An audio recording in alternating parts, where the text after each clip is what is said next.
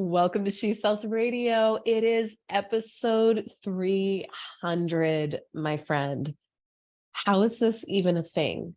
Well, I know how it's a thing. Part of it is you decide to do daily podcasts for a while and you crank out a bunch of content and you quickly get to 300. That was an intense season of the podcast. I'm not going to lie. I'm kind of like enjoying the more measured pace right now. But I couldn't get to episode 300 and not do a special solo episode for you about one of the things that's really present in my life right now, which is really about personal evolution and how you're being asked to evolve. Now, I'm just going to say straight up before we get any further in the episode, today is probably the first day in, I don't know, a week and a half, like when I've been able to talk enough that I think I'm going to be able to get out this whole episode. I'm actually going to speak to this a little bit in the episode today, but I lost my voice and had RSV. For any of you who have had that, it was to me more intense than COVID. I know everyone's experience is different, but it was really intense. And I've had that going on for about a week and a half. And there's actually some really interesting things that I'm going to pull out from that in today's episode, just about how I know I'm being asked to evolve. And so I just wanted to give that disclaimer because my voice probably sounds a little bit different, but it is better for sure than it has been. And so I think we're going to be good to get through the whole podcast. And I also want to say, if you've been following along with the episodes over the past couple months, I am like this one, I am recording live. So a lot of the ones we've been releasing over the past few months have been, this has been kind of my maternity leave since we had Luke almost 2 months ago. And so those were interviews that I recorded before maternity leave. So that felt so good to have those done. And I know the conversations have been really powerful. At least I believe they are. So go back and listen to some of those if you haven't caught them. But I'm recording this in real time, about a week before the episode airs. So there's a lot that's happened, a lot that's changed. I haven't been sharing a ton of it on social just because I've still been kind of like in that transitional mode. And frankly, I want to say, like, isn't it crazy when you take a different schedule, when you are almost forced into a different type of schedule and you realize how much you love it? Like my one of my former clients and my friend Jill Flodstrom, she has this really cool, kind of incredible story about how illness forced her to be able to only work 1 hour a day. It was a car accident that forced her to only be able to work 1 hour a day. And she built and grew a 7-figure business in that 1 hour a day because it forced her to get so just laser focused on what mattered and what didn't. And I feel like that's part of what's been beautiful about the past couple months is like, I worked maybe a couple hours a day, probably most days, partly because I love working, partly because business needs to keep running and we don't have the team set yet to where like I can just fully step away, which is also fine. But with that, there's a lot that I haven't been talking about or sharing, and there's a lot that I haven't shared on the podcast yet. So that's what today is going to be about, is how are you being asked to evolve in this next season of your career and your life? And when I think about really the past 2 months for me that I've been on maternity leave, there's been a tremendous evolution. And I think we're all kind of feeling it right now too, energetically, planetarily. There's a lot going on that's asking us to change, to speak our truth, to no longer have the old habits that we used to have that don't serve us. And so I've been in that too. And of course, probably the biggest transformation on my end has been becoming a mom of 2, which has been such a blessing. And I did share on Instagram a while back that I would just share a bit about the birth story. So I'm not going to go really deep into that today. Super high level. It was he's here. That's what matters. He's here. It was relatively easy. This is one kind of comical point, maybe. I went in with the intention of, let me see if I can do it without an epidural this time. I did the epidural the first time. And I was like, let me just see. Well, no. Mama called for the epidural, very suited. And apparently the anesthesiologist who was administering the epidural that day was just very happy and gave all the women on my in my section of the hospital such strong epidurals that like none of us could feel anything. If you've given birth and you've done it with an epidural, you know that you can usually still feel enough to like push and know when it's time to push. I felt nothing. They checked me and I was like, nah, I don't think I'm anywhere near being ready to give birth. And they're like, oh no, this is maybe TMI for my male listeners. Sorry, but they were like, no, his head is right there. Like it's time. I couldn't feel myself pushing at all. It was wild, but about 17 hours of labor. Our little guy, Luke, Ethan Robustelli, is here. He is precious. He is definitely a mama's boy. He wants to nurse and eat all the time. So that's like, I did an Instagram post about this the other day because I counted up. I actually heard this somewhere that if you count the hours, what was it? If breastfeeding were a job, it would be an 1,800 hour a year job, which is actually almost full-time work. And that I was like, that's why I've been feeling so crazy. Not that I'm not super grateful that I'm able to nurse him. And this has actually been far easier than it was the first time. I struggled a lot the first time around with milk production and just schedule and all of that. This time has been a lot easier. I think 'cause I'm a lot more relaxed about it. I was like, that's why I've been feeling like I can't get anything else done because this little chunk is just eating all the time. But he's such a love.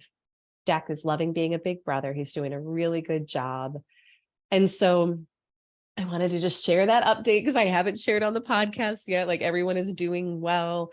Thank you so much for those of you who sent in well wishes and just supported along the way. But you can check out my Instagram if you want to see some pictures of him. We literally just took him on his first RV trip with the family this past week. We got back yesterday, or no, the day before. And so Luke is living his best life in the RV and having a lot of fun as well. So, all right, let's talk about, I want to share these 3 ways in which I personally have felt very called to evolve over the past, I'd say 2 months. Like ever since Luke came, it felt like a boom, like it was not the maternity leave I was expecting. I will say that. I have been refined through the fire again in many ways. And now with perspective, I can see how beautiful it's all been and how grateful I am for it as well. And so I'm going to share some of these things that I've been learning and strengthening in myself with the intention of it being able to serve you as well in whatever way you're being called on to evolve right now. And so I was sharing this with my 50K club mastermind earlier this week on one of our group calls. And I shared with them that I had really set the intention, like right before Luke was born, that, I'm typically working on money related goals. Like I'm always working on a money related goal. So I still have one of those I'm working on right now. And I really felt this desire to work on deepening relationships and just having more like soul aligned, heart-filled, deep connections with everyone in my life, from my family to my clients, to my audience on social media, to my podcast listeners, all of it. And I just was really craving that. And so I really set that intention and prayed over that and decided to call that in. Well, this is how it works. When you have a desire for an evolution or a change in some part of your life, which, by the way, you are programmed to constantly be evolving and changing. So that's normal and good and all of that. But you have to become the person who is a match for what you want. And so you will be given circumstances, opportunities, challenges where you may think, oh my gosh, I'm doing something wrong. It's actually not the case. It's no, like you asked for my case, I asked for deeper relationships, or maybe you asked for more money, or you asked for a better career opportunity. And guess what? In order to have it and to be able to hold it and sustain it, you've got to become the person who is the match for that. So you're going to be given opportunities to evolve into the person who can become the match for that.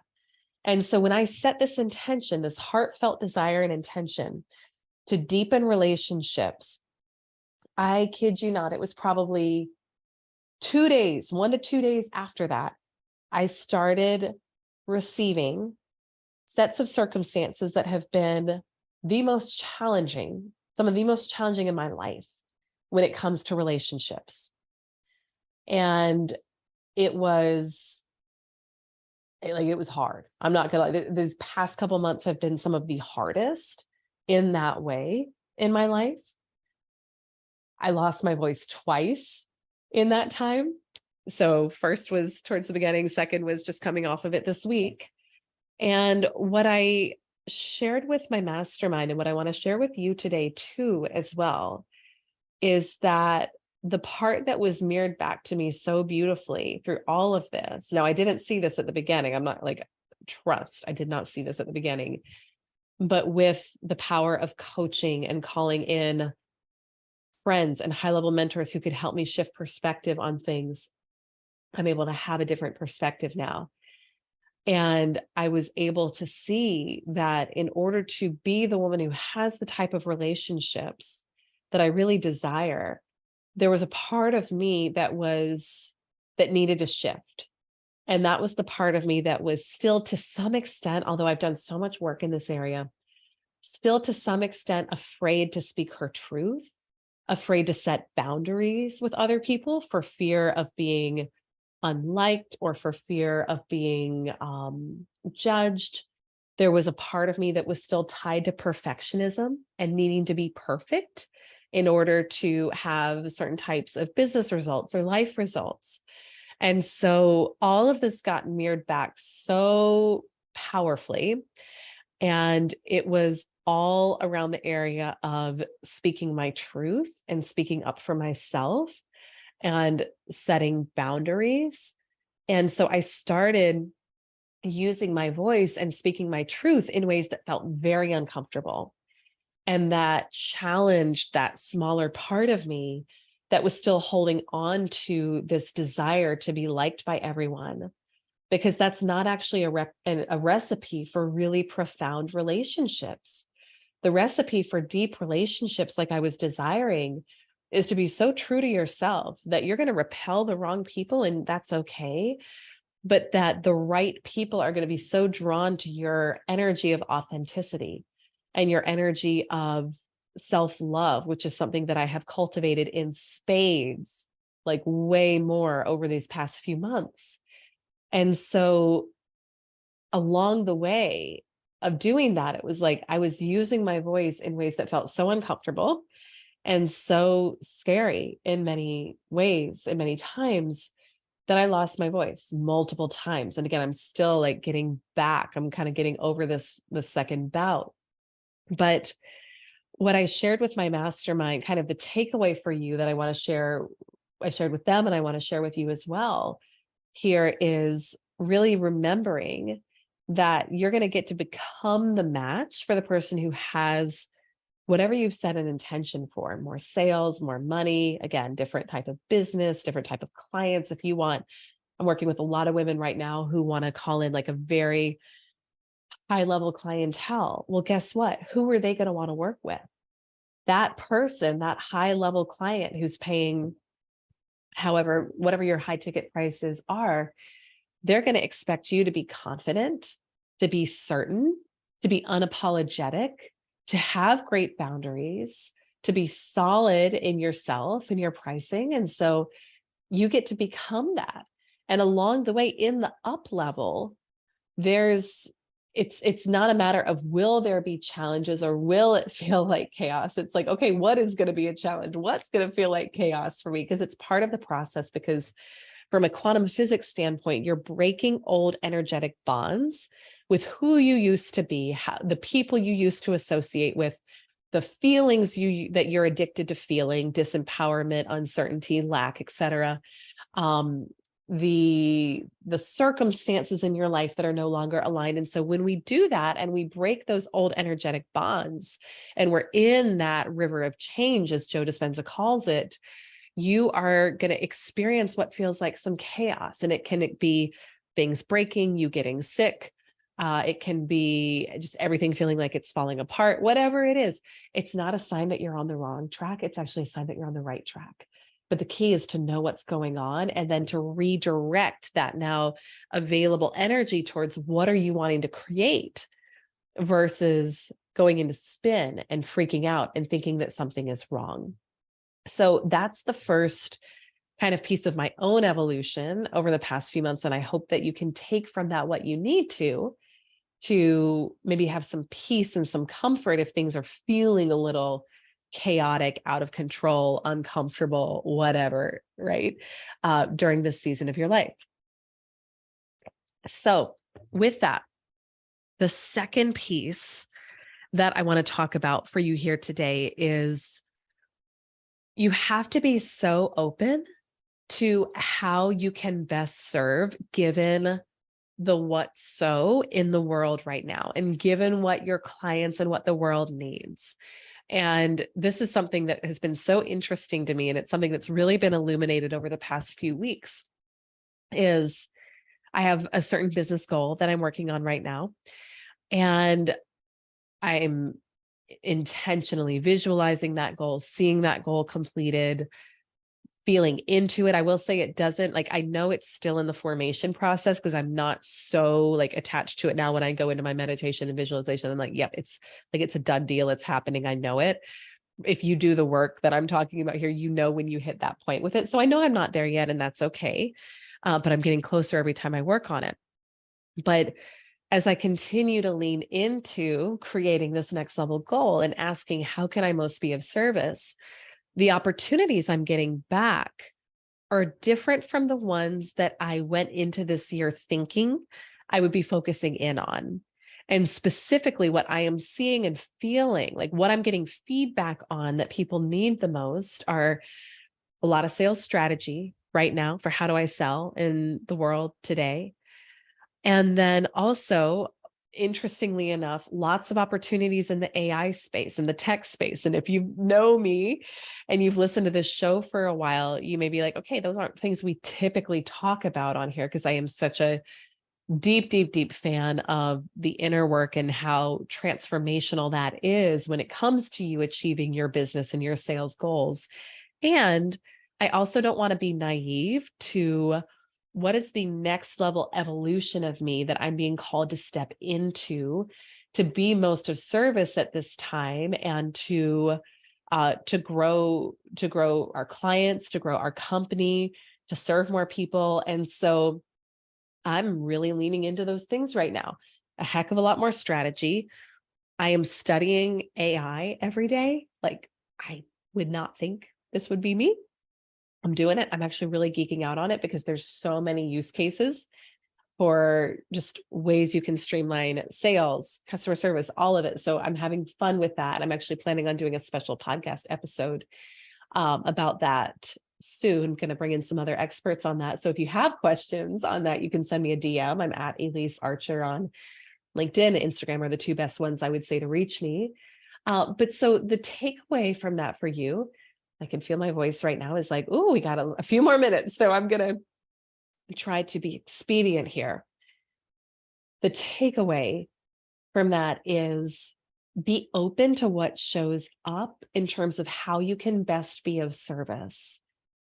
And don't be so attached to it had to look the way I thought it was going to coming into this year. I had I still have a revenue goal for this year. My little dog just broke into the office. Hey, Mona.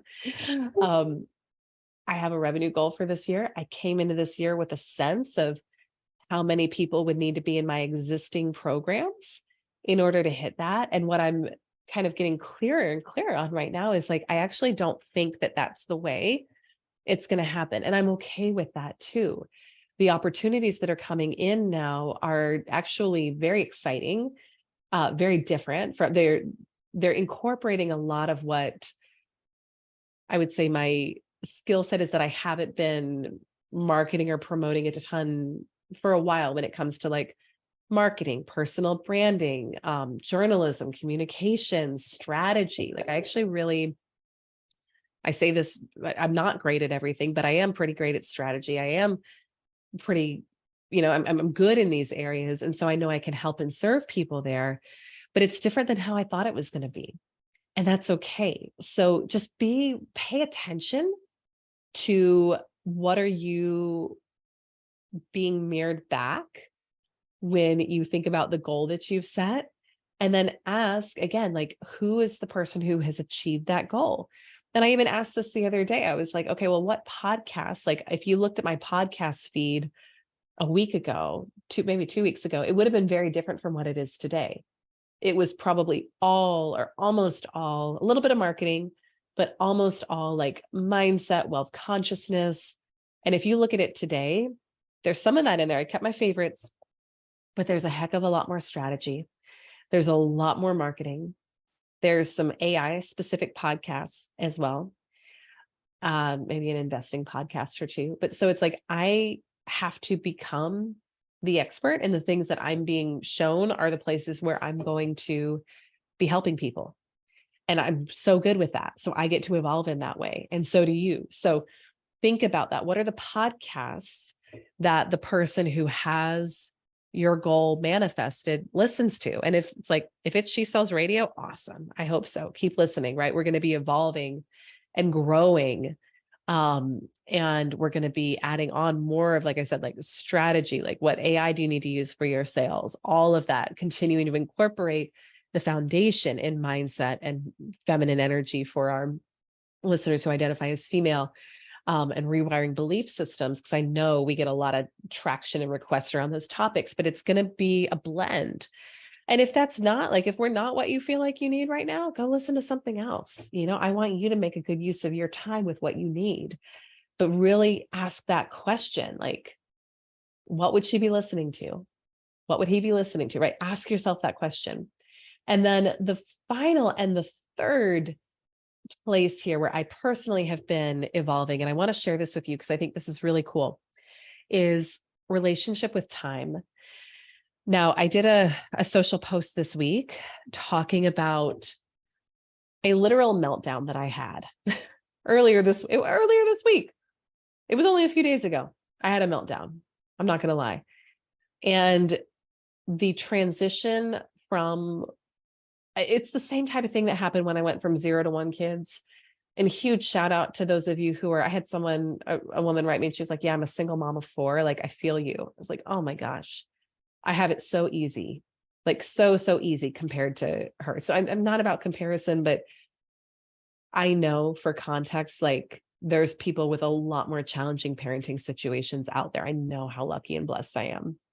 And it's still a transition, regardless of what type of support you have or what your family situation is. And so the transition from 1 to 2, like I said, there's been some challenges, actually not mainly related to parenting over the past few months, but this past week, I felt so challenged in the area of time. And we were actually away on an RV trip. We were visiting some family that wanted to meet Luke for the first time. Going to take a quick little water break. And because the grandparents were there, I had said, you know what? I'm going to take advantage of some of this time to like work on some projects that I'm actually excited about.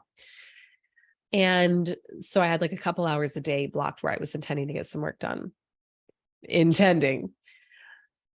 felt like every time I would sit down to get some work done, Luke would be ready to eat again. God bless him. Or Jack would be having a meltdown. And I would feel like I couldn't focus. And I think it did get exacerbated because we're all in this little RV together. So I know that that's part of what intensified it. But I had a meltdown and I lost it. And I was like, I don't know how the heck I'm going to achieve my goal. Like, this was, granted, also some holdover new moon energy, some holdover, like I had been in an energetic, like kind of low over the past week. And so it was a holdover from that, coupled with what felt like constant distractions and constant interruptions. And what I got in that moment, and this is applicable whether you have kids or not, is like, I was being so unrealistic with the expectations I was setting on myself for how much I was going to get done in a given period of time, given the what so of the situation. And so I had to finally surrender. And this is, again, part of the power of coaching, part of the power of mentorship. I boxed my coach like in tears, and I was like, I'm having a really human moment right now, but I've said I'm struggling. Like, I need help. And she was able to help me reframe a lot of it, which is really beautiful. And with that too, though, I think one of the beautiful things about contrast and those challenges is it does prompt us to really look at the things in our lives that need to change. And clearly my relationship with time gets to change going from 1 to 2. I hadn't factored in, guess what, love? You're going to be spending an extra 6 to 8 hours a day feeding. And I had made the decision after a couple of weeks of feeding and simultaneously like Marco Poloing my clients and trying to get work stuff done. I chatted with a girlfriend who's amazing in energetics. And she shared that when you're nursing and breastfeeding, you're naturally releasing oxytocin, which is the bonding hormone that helps bond you with your baby. But if you're trying to also simultaneously accomplish tasks and like do the check the box type of thing that releases dopamine, and we get dopamine hits off of that, dopamine inhibits the flow of oxytocin.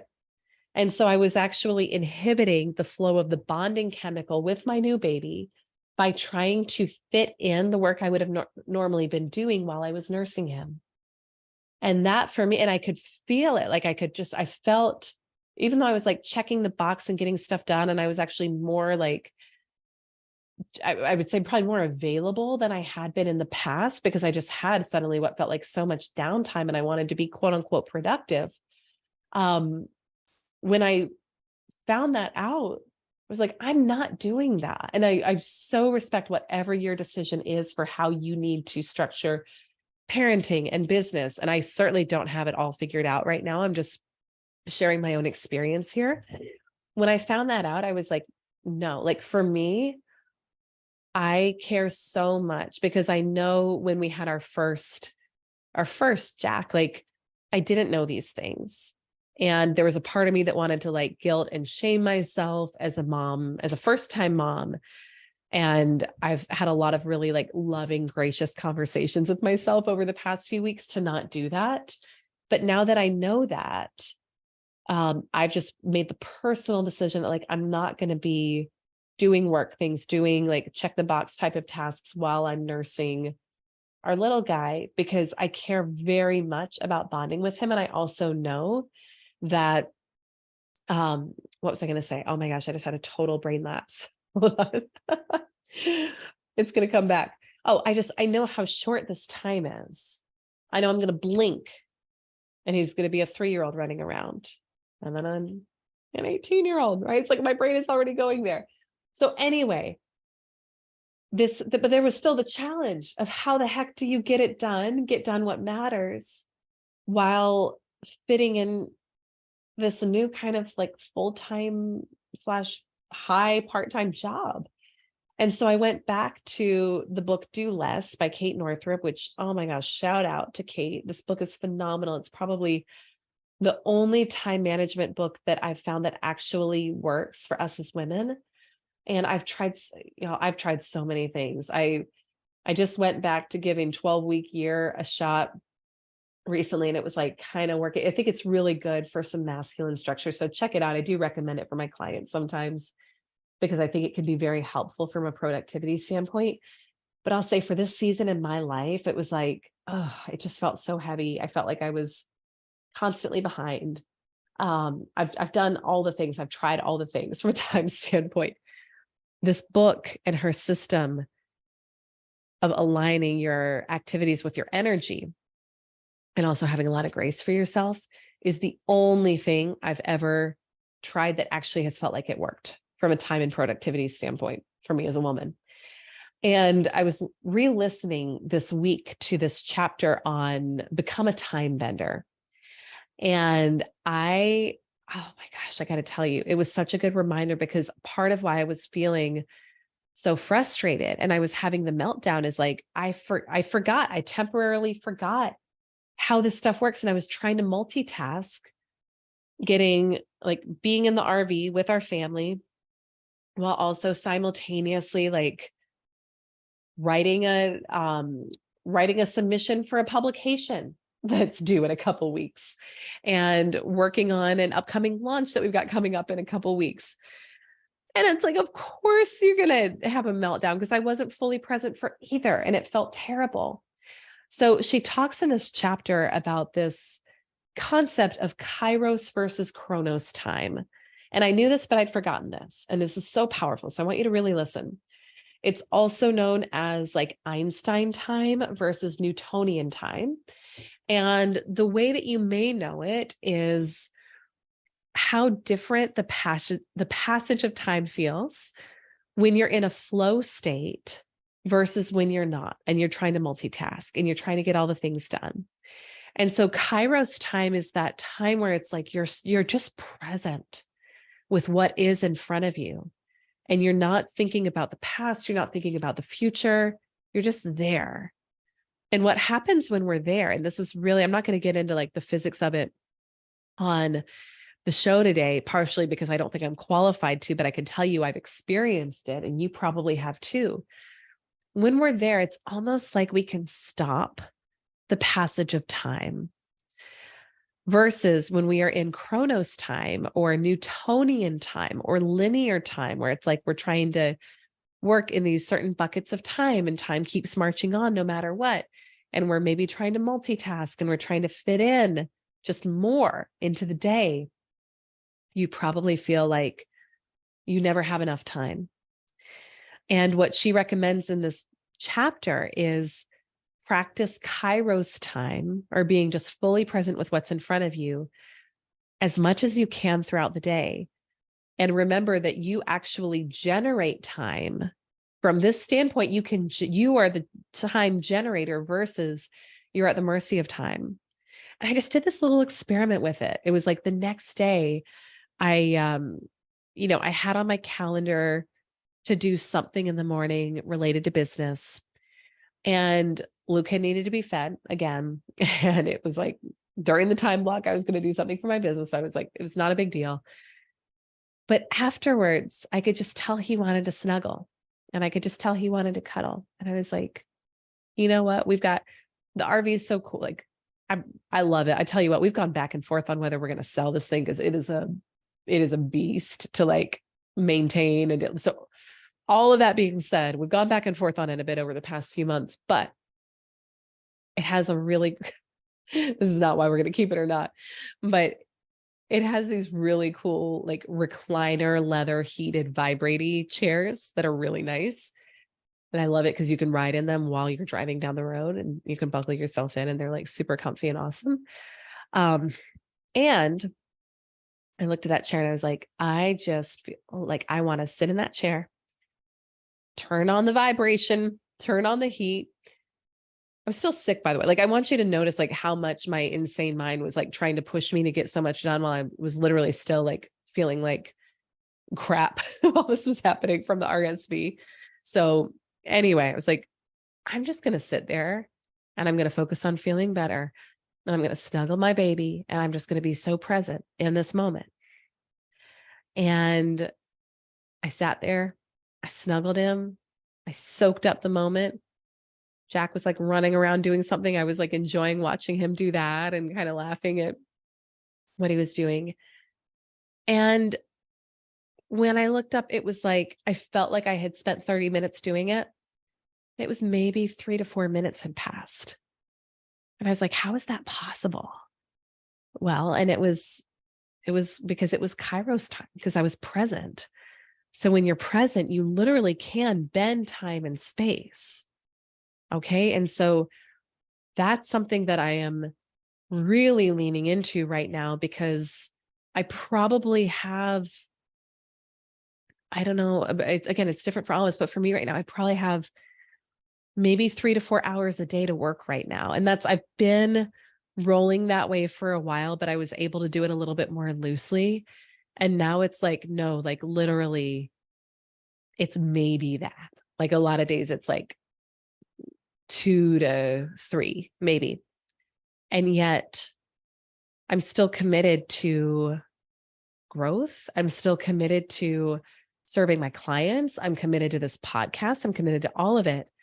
And so if I'm going to do that and I'm going to have to become a time bender in an even bigger way than I already knew how to be. And so this concept of being present, I just suddenly I felt so at ease. It was this exact same situation. Nothing had changed.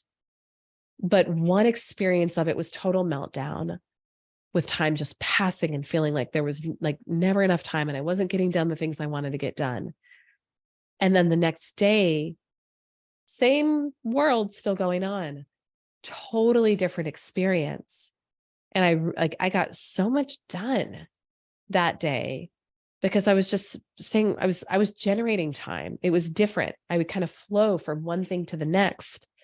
And I would get knocked off and then I'd come back. So it's not like a 100% type of game for me yet, at least, but it's such a game changer. It's such a difference maker. So read Do Less. If you haven't read it before, it's really phenomenal, and play with that concept of Kairos versus Kronos time, because I think right now we're all feeling the squeeze of feeling like, I mean, everyone has felt this way from probably the dawn of time, maybe, right? Not enough hours in the day. And that's not true. That's not true. That's a lie that we tell ourselves. Overwhelm is created by our perception of things. We all are dealing with the same amount of time. And I also know just from talking with clients and prospects how much right now it can feel like so many things vying for your attention and so much on your plate. How do you get it done? This is an incredible hack. It's an incredible hack. And so wrapping up this episode, okay, I'm so glad my voice lasted through this, but I do need to stop talking soon. Core takeaways. I think number one, the only constant is change. And that's okay. Like we get to be comfortable in the fact that we will be often uncomfortable throughout the journey and throughout the evolution. And that we will, just when you think you got it figured out one way, guess what? You're going to be asked to change. And that's okay. That's part of the process. If we can shift from the misbelief and the core limiting belief that like someday I will feel like I've gotten it all done. And someday I'll feel like I'm here, I've arrived. And someday I'll feel steady and stable and constant. And someday there will finally be enough money in the bank account for me to feel at peace. Like that's not actually how it works. It's literally about like, you're never going to get it all done. Like Abraham Hicks says, you'll never get it all done. You'll never get it all right. And that's okay. So daily, who am I being invited to become today? Because if you have a clear goal, which I hope you do, and I'm assuming you do as a listener of this podcast, if you have a clear goal, who you were last year, last month, yesterday is not going to be the same version of you, most likely, that's going to get you to that next level goal. Otherwise, it would have already happened. So we get to have fun along the way. We get to ask, who am I being invited to become? And then be open to what shows up. God knows I didn't think I'd be like switching up my podcast feed so dramatically, so quickly based on some of the nudges I'm getting, but I'm doing it and I'm open to it and it's fun. Like it's a new version of me coming out. And remember that because you'll never get it all done, it's not about, the real reward is not the achievement of the goal as much as it is who you become in the process. And that's something I'll just wrap this. I shared this with I keep bumping the mic today because I'm like talking with my hands and excited like I do every single time, right? You're like, at least you do this every time if you've been a listener for a while. But I shared this with my mastermind this week too. Like the ways in which I have grown in the past few months, and I have uncovered new parts of myself, and I have really stood up for myself, set healthy boundaries in love, in nothing but love, um, spoken my truth, gotten way more gracious with myself, way more okay with not being perfect. Like the level of self love I have right now is pretty profound and pretty powerful. I'm loving the woman I'm becoming. And so that is the actual prize, is you loving the person you're becoming.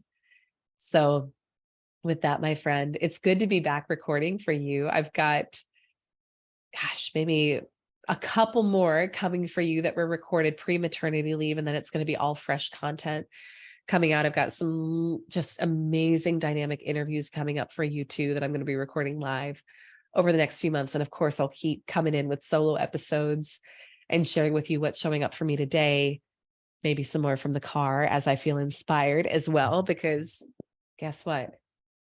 It's not about perfectionism. It's about speaking your truth and getting it done. So I'm so grateful for you being here. Thank you so much for listening. I hope this spoke to you. If you aren't yet subscribed to the podcast and it spoke to you and you're like, yeah, I do need to listen to this to become the next level version of myself who achieves my goals, please subscribe. And you can also check me out on YouTube, Elise Archer over there, so you can see all my video interviews and video content. And I will see you real soon with